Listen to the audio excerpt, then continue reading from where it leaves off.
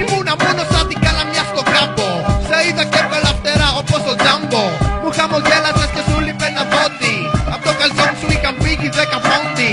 Απ' το παπούτσι σου έβγαινε το ένα δάχτυλο. Στο χέρι είχες μίξες ένα χαρτομάτιλο.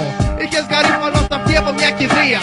Ήσουν σκέτη, γλύκα, τρέλα, αηδία. Τα αυτιά σου βρήκα στο κερί σαν το μουσείο του Βρέλη. Έπινες μια Χάινικεν βαρέλι. Τα νύχια σου ήταν μαύρα και έξινες στη μύτη. Σου έγραφα στιχάκια σαν τον Οδυσσέα αλήτη. Με είπες αλήτη και στεναχωρήθηκα. Πετάξα τα φαρδιά σαν άνθρωπος ζήθηκα. Όμως με αρνήθηκες πάλι γλυκιά μ' αγάπη. Κι ας ήξερες πως είχα προσόντα από αράπη.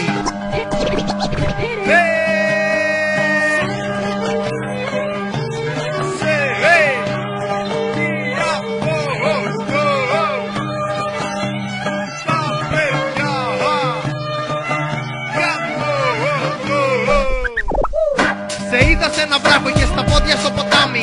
Έτρωγες βατράχια με σιρόπι και σαλάμι. Επέπλεαν τα ψάρια στον αφρό από την κόχα. Κι εγώ για να ξεχαστώ μάσαγα μια μολόχα. Μου είπες άμα έχω φωτιά και σου είπα ότι έχω. Όμως εσύ ήσουνα όπου πέχω τρέχω. Πάει ο Ζήπο που είχε ένα σκάλ σκαλισμένο. Και τον είχα 40 ευρώ αγορασμένο.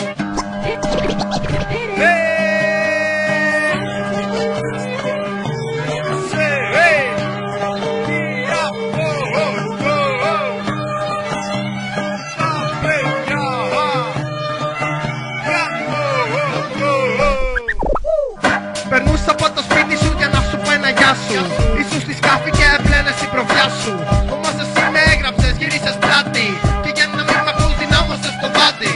Κουνάγες στο κεφάλι σου και πάνω στο κασκόλ. Πεφτάνετε ζαψίρες από αεροξόλ. Το στάβληκες και να γουρούν, ήταν σχεδόν σε κόμμα. Για να το αναστήσεις του δίνες φιλιά στο σώμα. Τελικά δεν βίωσε μία μέρα. Ο κτηνίατρος είπε ότι έπαθε χολέρα.